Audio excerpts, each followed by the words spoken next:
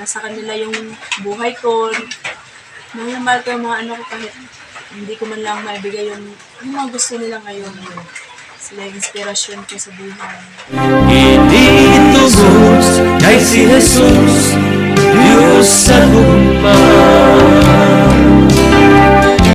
May pupuntahan kami ngayon mga kapamilya na isang single mom. At para din malalaman natin kung ano yung buhay niya ngayon or status. Dahil sa tingin namin ay kailangan din namin siyang bisitahan at bibigyan natin ng pamasko galing kay Ma'am P. Brazil Gayas at kay Ma'am Lani Wonder Woman Vlog. Good morning mga kapamilya. Nandito kami sa bahay ni Baby. Anong tunay mo na pangalan? Liza Bacor. Ay, Glyza Bacor. Artistahin yung pangalan niya. Glyza, no? Kumusta, Gly? Okay lang. Ilang? Kayo lang dito? Kami lang po kasi mama namin nasa Manila, nagtatrabaho. Anong trabaho nila? Bahay lang. Sa bahay. Mga ilang taon na sila doon sa Manila? 1 year. Mag-1 year na. Tapos, wala mo silang balak umuwi?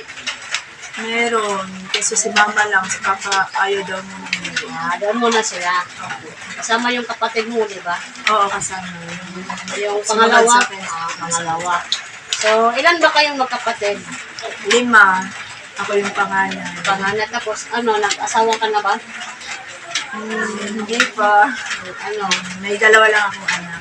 Bale, single mom. Ako, siguro. Sabi pa nila na anuhan lang. Na anuhan lang. So,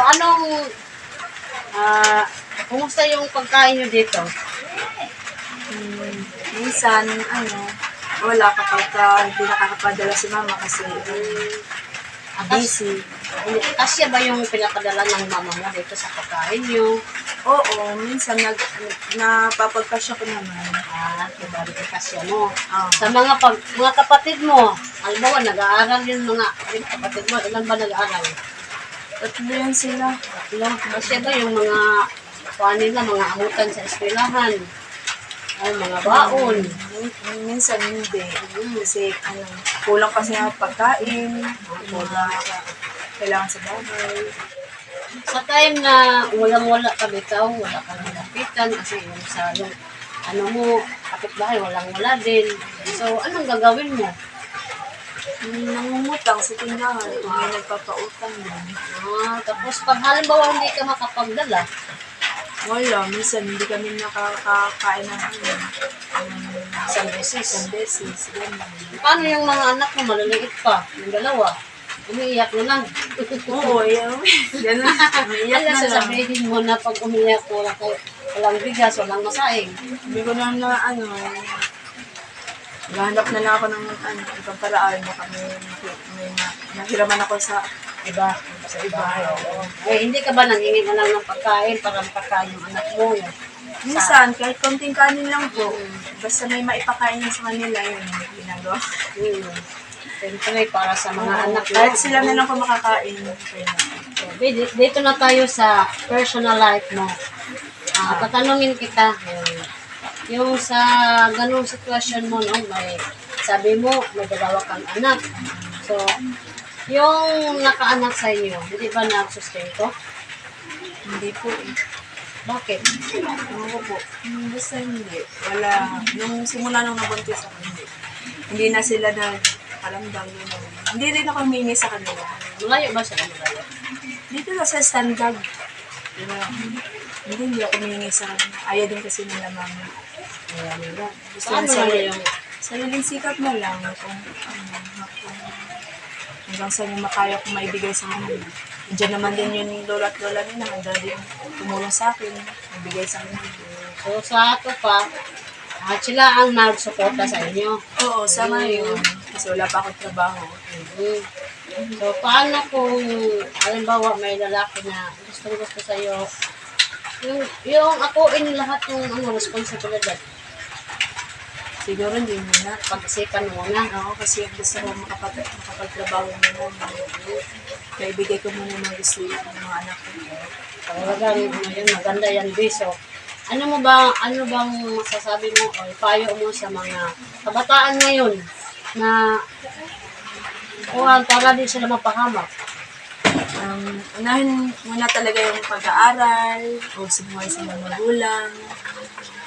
Tsaka kung yung matulad kayo sa akin, halimbawa, tumayo kayo sa sarili ng mga paa, itaguyod yung mga anak niyo.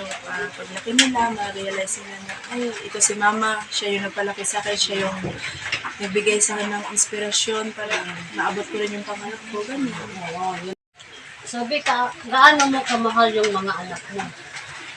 Siyempre, sila blessing sa akin, so, nasa kanila yung buhay ko. Mahal na mahal ko yung mga ano ko kahit hindi ko man lang maibigay yung mga gusto nila ngayon. Sila yung inspirasyon ko sa buhay. Laban lang, no? So, Oo, laban lang. yung huling tanong ko, be, sa nagsisisi ka ba sa katayuan mo ngayon? Oo, na sana inuna ko muna yung pag-aaral ko. Sana ngayong taon, graduate na sana ako. Sa grade 12. Sa college. Ay, college. Oo, sayang nga kaso ito, nandito na ako. So, patuloy na lang. Blessings din naman sila sa akin. Lagi lang mag-pray sa Panginoon kasi darating yan, no, sa buhay mo. Kung mga kapamilya, no, sana nakapagbigay aral tong buhay ni Bibi, no. Sana yung mga kabataan, unahin nila sa pag-aaral. At saka yung anong payo sa magulang is ilagay yung sundon, no, mga kapamilya. Okay, narinig natin yung paglalahad ni Bibi ng kanyang buhay. Salamat sa sa kwento mo, sa time mo. Sana patuloy ka sa mga yung mga inspirasyon mo sa mga anak mo. Patuloy mo, tapos huwag mong pabayaan sila, no? At saka yung mga magulang mo, kahit nandoon sa Manila. So, lagi lang mag-pray tayo. Dahil dyan, B, may pamasko kami para sa inyo, no? May bigas, galing to kay Ma'am P. Barcel Gayas. Tanggapin mo, 5 kilo yan, B. Then itong groceries, galing kay Ma'am Lani Wonder Woman. Thank you po kay Ma'am Lani sa nagbigay ng bigas at lalong-lalo na po sa Annalisa Cares. Thank you po sa lahat. So, natutuwa ka ba, B? Opo, so super. Blessings po to. Salamat po sa pamasko. So, salamat, Ma'am P. At Ma'am Lani sa tulong mo. Nandito yung bigas at saka yung grocery. Bigay na po namin kay Bibi. Sana marami ka pang matulungan. Katulad sa amin dito na mga mahirap sa ibang lugar. Sana patuloy kayo sa mga gawain na mabuti at bigyan pa kayo ng mahabang buhay sa gawain nyo, sa trabaho nyo. Sana nandyan kayo sa mabuting pangangatawan. God bless po sa inyong lahat.